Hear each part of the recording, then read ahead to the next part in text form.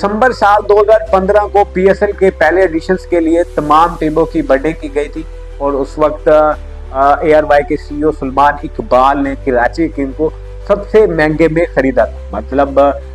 2.6 million dollars में Karachi king को सुलेमान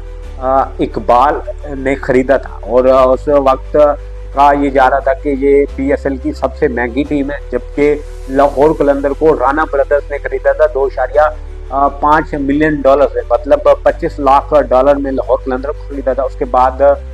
पेशावर ज़ल्मी को 1.6 मिलियन डॉलर में खरीदा गया था और ये टीम खरीदी थी हायर ग्रुप्स वालों ने, मतलब जावेद आफरीदी ने इसको खरीदा था। उसके बाद फिर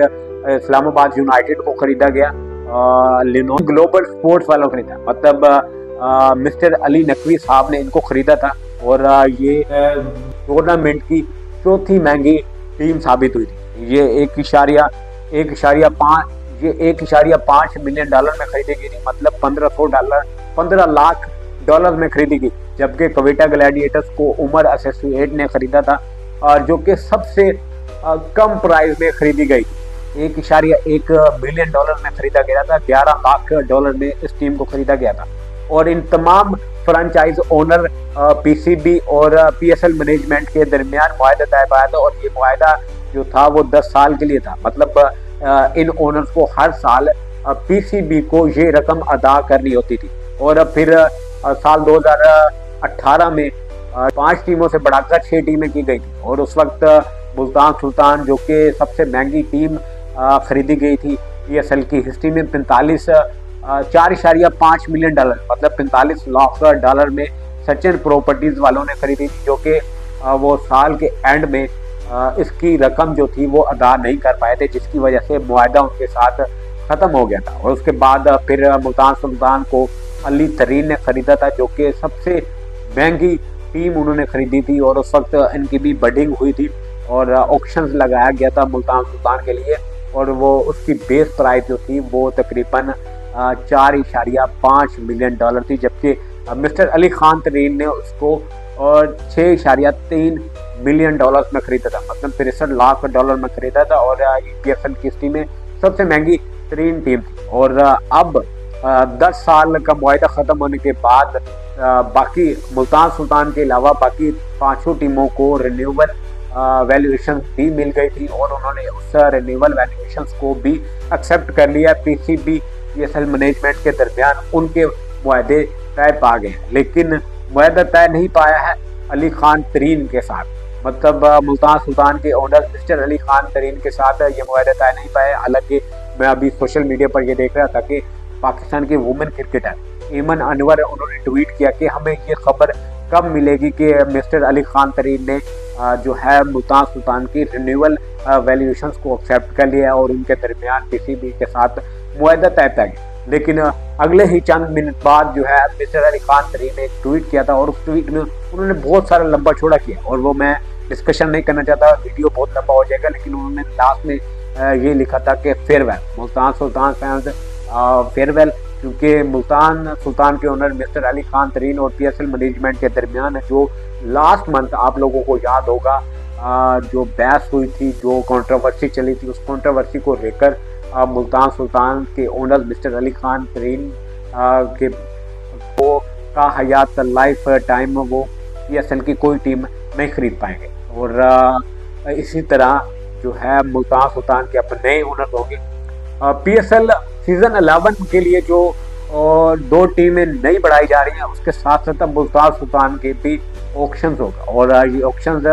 6 जनवरी 2026 को तकरीबन दिन के टाइम भी ऑक्शन हुआ जाएगा और 2 नई टीम्स की जो बेस प्राइस है वो 4 मिलियन डॉलर तकरीबन पाकिस्तान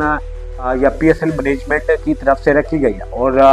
मुल्तान सुल्तान की क्या वैल्यू है वो अब तक जो है वो शाया नहीं की गया, जबकि दूसरी टीम्स की जो हमें खबरें मिल रही हैं उनकी जो वैल्यूएशन है वो क्या है, वो तकरीबन